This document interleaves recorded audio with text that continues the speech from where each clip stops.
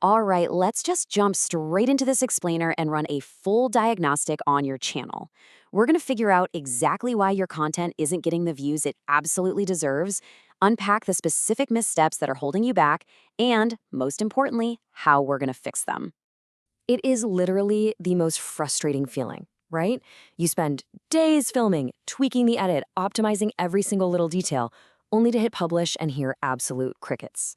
It inevitably leaves you staring at the screen, asking yourself why it flopped. Well, to understand why that happens, we really have to grasp the sheer scale of the platform. The system is sorting through over 14 billion videos in mere milliseconds. 14 billion. And that exposes our first major trap, fundamentally misunderstanding what the algorithm is actually doing with all that content. Here's the truth, straight from the engineers. You aren't trying to trick a machine into pushing your video out to the masses. It's actually the complete opposite. You're trying to satisfy a viewer so deeply that the system naturally pulls your video right to them. So here is our survival map for today's explainer. We'll be tracking the biggest mistakes across the viewer journey, breaking the algorithm myth, failing the quick test, losing them at hello, surviving the identity crisis, and finally mastering data and the long game. Starting right off with section 1, the algorithm myth. We really need to get this foundation right because if you don't, honestly, every other metric on your channel is going to suffer. The biggest mistake here is taking low views personally. We've all thought, man, the algorithm just hates me. But in reality, if you post inconsistent topics, like jumping from vlogs to gaming to commentary, the machine learning system just gets totally confused. It can't figure out who your audience is, which renders you an invisible null candidate during generation. You aren't being punished, you just aren't being seen. Moving to section 2, failing the click test and panicking over those early metrics. Because getting the system to surface your content is one thing, but getting the viewer to actually click, that's a whole different ballgame. If you are pulling your hair out over a 3.5% click-through rate, take a breath. A low CTR from the browse or homepage is completely normal because you're reaching a totally cold, discovery-based audience there. Compare that to search, where intent is sky high, bringing averages closer to 12.5%. You really have to evaluate your clicks based on where they're originating. Because of that context, prematurely swapping out a thumbnail is a fatal error. If your numbers look low right out of the gate, hold tight. You really need to wait until you hit at least 1,000 impressions before making any major data-driven decisions using the platform's test and compare tool. All right, section 3, losing them at hello. We have to talk about audience retention now, because getting that hard-earned click means absolutely nothing if you instantly bore the viewer the second they arrive. Your audience retention report is going to give you the brutal truth here. If you see a massive cliff dive in the first 30 seconds, that proves your hook totally failed to deliver on the thumbnail's promise. Viewers felt misled and they immediately bailed. A lot of creators make the mistake of dragging out videos just to rack up raw watch time.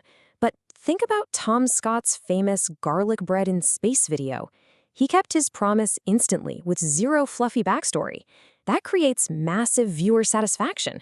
And let me tell you, the algorithm rewards that satisfaction far more than a long video packed with filler. So how do we fix those early drop-offs? Ditch the clickbait, ruthlessly cut the fluff, and get straight to the point. Also, make sure your audio is crystal clear. Good audio allows the system to accurately auto-transcribe and categorize your content, which helps it track down that perfect viewer we talked about. That brings us to section 4, the identity crisis. Let's say viewers are staying, but your channel still isn't growing. You're probably struggling with niche consistency. A huge channel killer here is just a complete lack of focus. Channels that absolutely explode, like the Organic Chemistry Tutor, thrive on what we can call radical simplicity. Their hyper-focused titles tell the algorithm exactly who the video is for, every single time. They never confuse the system, they just feed it clear, reliable signals.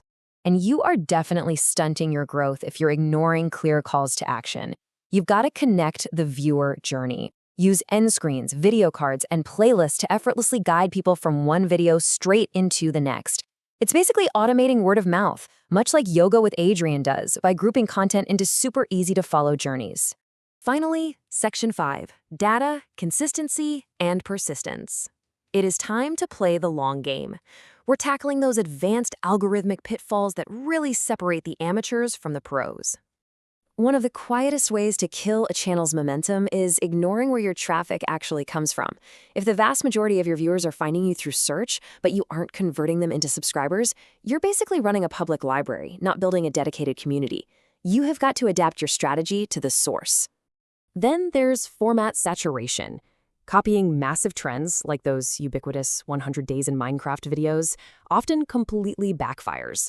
If you package your content to look exactly like a creator with 6 million subscribers, the algorithm is almost always going to default to the bigger channel because they have a safer, proven data set. You have to find your own way to stand out. But honestly, when it comes down to it, your channel's growth really hinges on one specific number: 10. The ultimate trap is quitting too early because you're constantly comparing your views to the giants. In reality, the system is just evaluating you against your own baseline.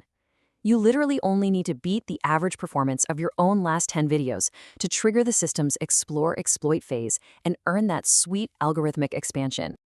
I highly recommend pulling up your analytics dashboard and looking at your click-through rate, average view duration, and early views side by side. If you spot a past upload that crushed your baseline across all those categories at the same time, listen to the data. That is the system practically begging you to make more of that exact type of content. So let's stop blaming luck and start engineering your success. Lock in your niche, nail those opening hooks, prioritize actual viewer satisfaction over just raw length, and persistently compete against nobody but your own historical data. That is how you transform the algorithm from a mysterious enemy into a tool that actually works for you. Take a hard look at your last upload and ask yourself, are you truly building an audience, or are you just feeding the void? The algorithm is incredibly smart, and it is ready to find your perfect viewer right now. You just have to stop getting in your own way. Apply these fixes to your next piece of content, and let's see where that baseline goes.